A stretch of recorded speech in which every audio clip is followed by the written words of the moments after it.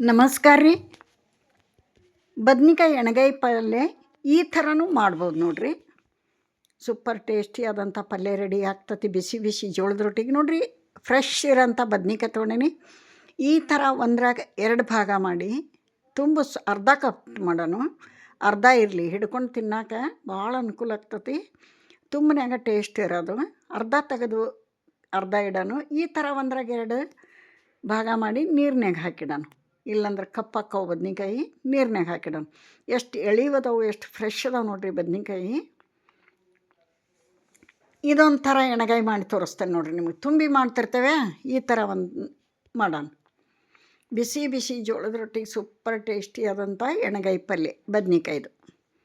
ಇವಾಗ ಹೆಚ್ಚಿ ನೀರೊಳಗೆ ಹಾಕಿದ್ವಿ. ಒಗ್ಗರಣೆ ಮಾಡೋಣ ಬರ್ರಿ. ಅದಕ್ಕೆ 1-2 ಟೇಬಲ್ ಸ್ಪೂನ್ ಎಣ್ಣೆ ಹಾಕಿ ಸಾಸಿವೆ ಜೀರಿಗೆ ಹಾಕೋಣ. ಚಟ್ಗುಡ್ಲೆವು ಕರಿಬೇವು ಹಾಕೋಣ. 2 ಈರುಳ್ಳಿ ಹಾಕೋಣ. ಈರುಳ್ಳಿ ಜಾಸ್ತಿ ಬೇಕು, ಎಣ್ಣೆ ಈರುಳ್ಳಿ ಜಾಸ್ತಿ ಬೇಕು. ಇದು ಹಸಿ ಸ್ಮೆಲ್ ಹೋಗಿ ಚೆಂದಾಗಿ ಬೇಯಬೇಕು.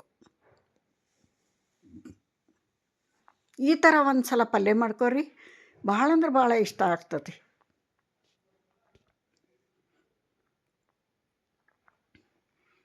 ಈರುಳ್ಳಿ ಹಸಿ ಸ್ಮೆಲ್ ಹೋಗಿ ಚೆಂದಾಗಿ ಬಾಡಿಸ್ಕೊಂಡು ನಂತರ 2 ಟೊಮೆಟೊ, ಹಣ್ಣಾದಂಥ 2 ಚಿಕ್ಕ ಟೊಮೆಟೊ ಹಾಕೋಣ. ಸ್ವಲ್ಪ ಕೊತ್ತಂಬರಿ ಹಾಕ್ತೇನೆ. ಇದನ್ನು ಕೂಡ ಹಸಿ ಸ್ಮೆಲ್ ಹೋಗಂಗೆ ಚೆಂದ ಬಾಡಿಸ್ಕೊಳೋಣ. ಸ್ಮೂತಾಗಿ ಬೇಯಬೇಕು.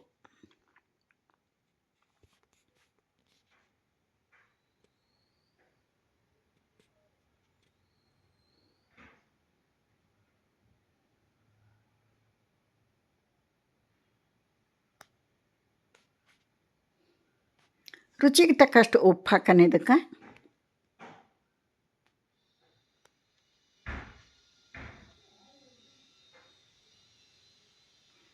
ಅರಿಶಿಣ ಪುಡಿ ಹಾಕೋಣ.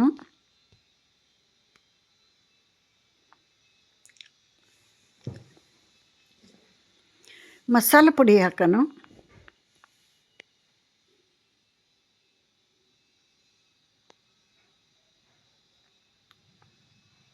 ಗುರಾಳ್ ಪುಡಿ ಹಾಕೋಣ.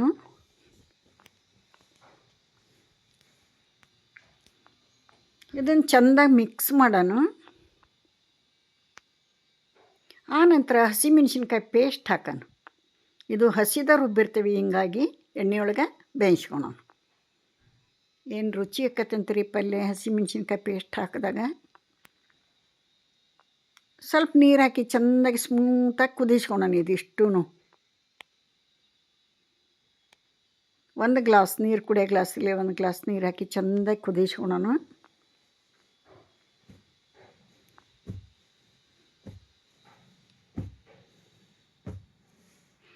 ಈಗ ಬದ್ನಿಕಾಯಿ ನೋಡಿರಿ ಎಷ್ಟು ಫ್ರೆಶ್ ಅದಾವು, ಎಳಿಯೋದವು, ಮಸ್ತ್ ಅದಾವು, ಹುಳುಕಿಲ್ಲ ಏನಿಲ್ಲ.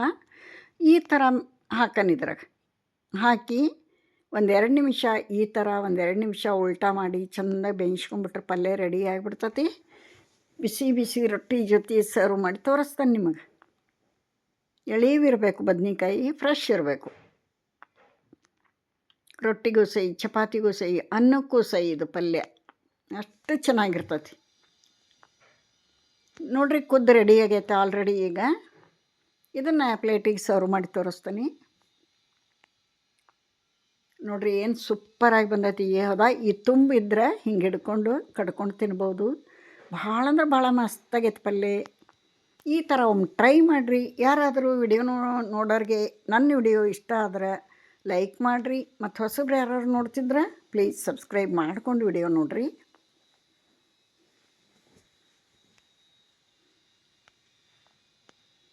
ಅತಿ ಗಿಜಿ ಗಿಜಿ ಆಗಂಗೆ ಕುದಿಸ್ಬಾರ್ದು. ಬದ್ನಿಕಾಯಿ ಹಿಂಗೆ ಹಿಡಿದು ಕಡ್ಕೊಂಡ್ರೆ ಹಾಗೆ ಬಾಯಾಗಿ ಬರಬೇಕು. ಅಷ್ಟು ಚೆನ್ನಾಗೈತಿ. ನೀವು ಒಂದು ಸಲ ಟ್ರೈ ಮಾಡಿರಿ. ಹೆಂಗೆ ಬಂತು ಅಂತ ಕಮೆಂಟ್ನಾಗ ಹಾಕ್ರಿ. ಇಲ್ಲಿಗೆ ವಿಡಿಯೋ ಮುಗಿಸ್ತಾನೆ. ನಮಸ್ಕಾರ.